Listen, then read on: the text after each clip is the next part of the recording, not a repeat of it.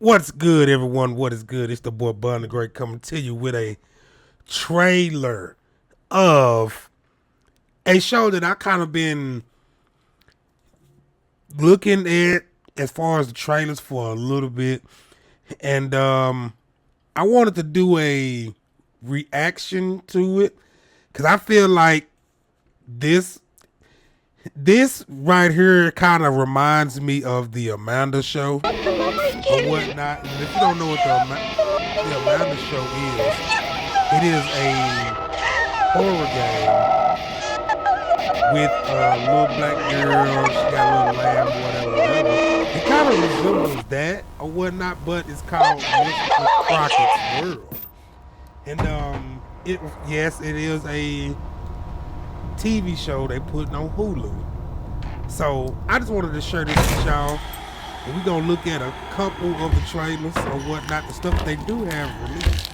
Just to inform y'all to let y'all know what they do have coming up for all you horror and creepy people out there. So without further ado, let's get into it. Hello, boys and girls. Welcome to Mr. Crocket's World. A friend like you is a friend like me. A friend like us is a friend like we. Whenever you're in trouble, you can call on me. I'll be there to protect you. In a heartbeat. See? Son, check this out. I got something for you. Welcome to Mr. Crockett's World. A friend like you is a friend like me. Whenever you're in trouble.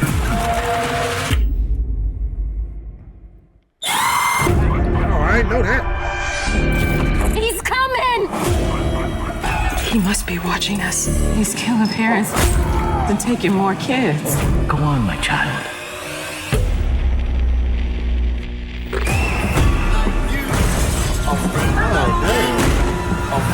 This is my house now. Take deep breaths.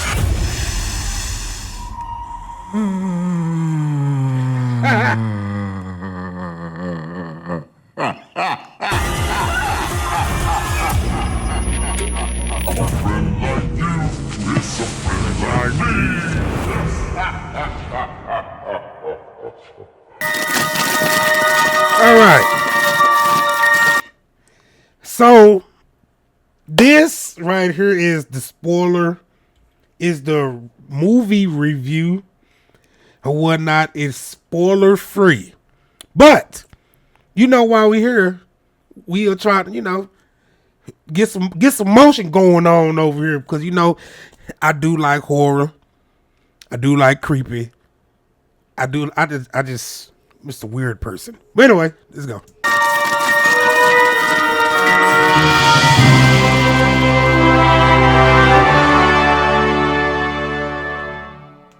What is going on, guys? Welcome back to the channel. Critical Overload here. This will be the spoiler-free review for Mr. Crocket, which is coming to Hulu in a few weeks. Not till October 11th. This is another one of my Fantastic Fest reviews. So this film is directed and co-written by Brandon Espy. It is starring Jerrica Hinton, Elvis Nolasco, Aidan Galvin, Kristen Lloyd, and Alex Apombi. Now, in 1993, a mysterious children's show host, Mr. Crocket, magically emerges from television sets to kidnap young children, brutally slaying their parents in the process. After Mr. Crocket snatches her son, one determined mother embarks on a perilous quest to track down the demonic entertainer and rescue her boy. Now, I will say Mr. Crocket is one of the best gateway horror films I've seen in a while. Brandon Espy's directorial debut does make me curious to see how he grows as a filmmaker from here, because I do see a lot of potential for him to create something great. This is not a great film, but it is a competent film. The entire experience felt like a pleasant fever dream with a lot of inspiration from Nightmare on Elm Street. Think Goosebumps, but Disney managed to actually get it right this time, and not those crappy TV shows and movies we've been getting. So, a friend like you is a friend like me. A friend like us is a friend like like we. That line will make sense once you see the film. This story is set in Shuri Bottom, Pennsylvania. The year is 1993. Kids are going missing, and Mr. Crockett's world has become a VHS hit around town. But Mr. Crocket isn't just your ordinary friend like Barney. This man will keep the youth safe from undeserving parents by any means necessary, including murder. Our story centers on Summer and Major, a widow and her son who are just trying to get by. Major is a bit of a wild child. He's at the phase in life where he wants to see how far he can press his mother's buttons. Summer's doing her best to be patient with Major, and she even listens to these parenting tapes. She's also doubting her ability to be a good single parent. Major's curiosity towards his deceased father is cut short when Summer gives him the Mr. Crocket VHS tape and mysteriously arrives outside. And as you'd expect, she's going to regret giving this to her son. SB takes time to establish the dynamic between not only Summer and Major, but also highlights how different she is compared to what Crocket considers bad parents in town. Summer isn't the only example of a good parent. She joins a couple of others in an attempt to stop Crocket later on. By the time her son goes missing, I care and want to see her get Major back because of the time spent building her up. But before Major goes missing, there's also an appropriate amount of time dedicated to building up Crocket as a convincing threat, so that way when the boy is snatched, it actually strikes a chord with you as a viewer. SB even relies on showing the audience versus telling us a bunch of information about Crocket, who is inspired by Freddy Krueger for sure. That is until we get to the third act and Crocket's mystique is flushed down the drain a bit in favor of too much backstory. A backstory that I could have otherwise put together myself, considering how well SB was communicating Crocket's motivations without spoon feeding it to us earlier on. Still, before Mr. Crocket crumbles a bit, SB and his co-writer deliver some effective scares by keeping us curious about Crocket's sinister nature during the first two acts. The story tackles its themes of parenting and child abuse effectively enough, but Summer's starting point as a good parent does convince me that the message of the film is more clear, or would have been more clear, if we were in the shoes of this woman Rhonda, this person with a similar story to Summer, but she doesn't lead the story for some reason. That aspect doesn't work completely because of Rhonda being introduced to the story first, so it was a bit jarring to not follow Rhonda. As for the dialogue, it's not horrendous, but man, I gotta say, the vulgar language at times seems out of place. The way certain characters start talking rough and aggressive, not aggressive, but again, just overly vulgar. It just takes you out of the suspense of certain scenes, or it sucks the suspense away and kind of makes certain terrifying moments to be humorous. And I don't know if they were intentionally going for that, but it just wasn't working. There are some jokes throughout, and I will say none of the jokes landed. Not for me. I could see the screenplay being a lot more sinister if you got rid of these jokes. The screenplay overall, though, is fine. It's overly formulaic, but passable. There's even a twist that happens during the third act that you probably will see coming a mile away. They make it quite obvious. It happens during the backstory. You'll see. The screenplay, again, it's passable. SB's direction here is quite good. Some actors have moments where their delivery could have been better, but he definitely brought out the best from everyone involved.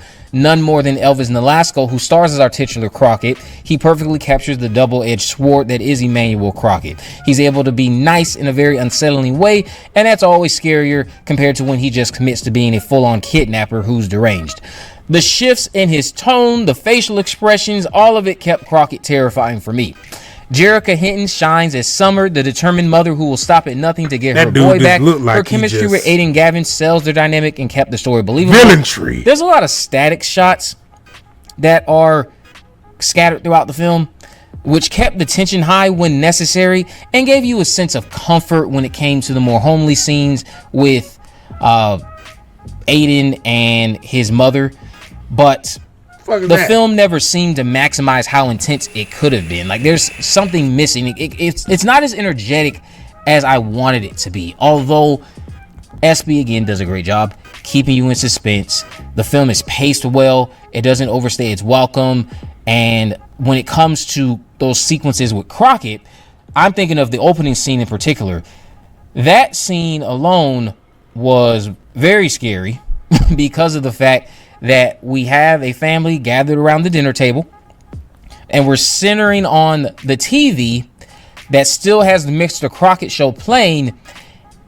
things are getting heated at the table, but we're cutting back and forth between what's happening at the table and them not knowing that the characters on screen have paused and have started to take a glance over in the direction of the table, and the way the camera will often hold on their faces makes the events at the table even more unsettling, because you can just feel something is about to happen.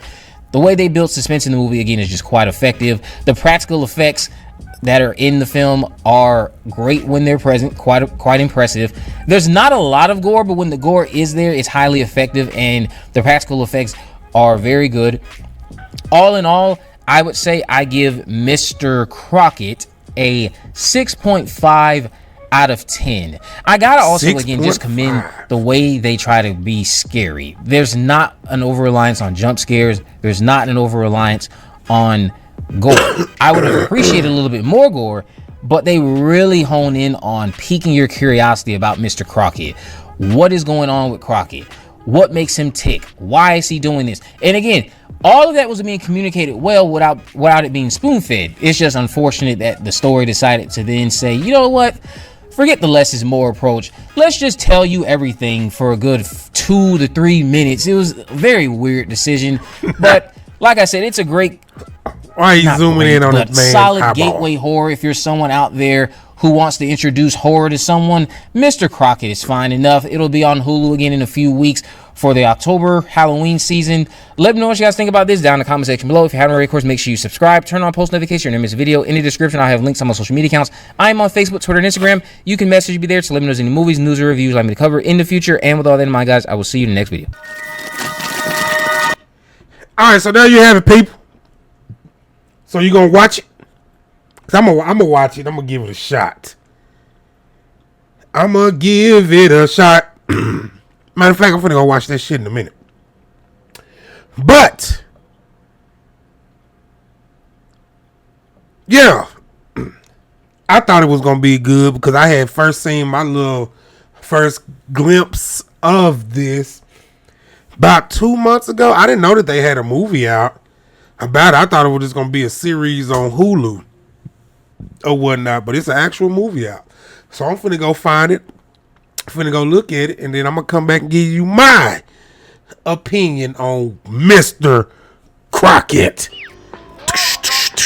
Anyway, but until next time, hey, this is Bun the Great. If y'all got any suggestions y'all want me to do a review on, new games or whatever that I may miss, hey, y'all let your boy know in the comments. But until next time, it's Bun the Great signing out.